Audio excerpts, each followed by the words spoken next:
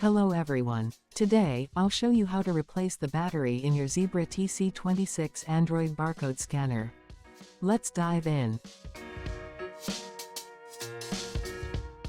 Remove the battery cover.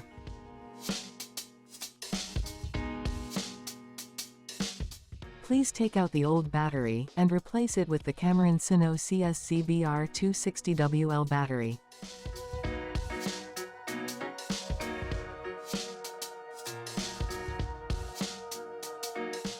Secure the battery cover back in place.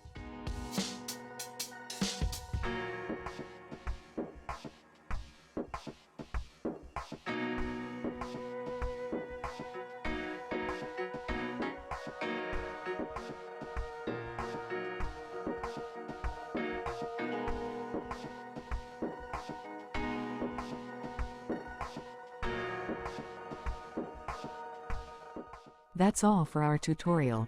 Thank you for watching.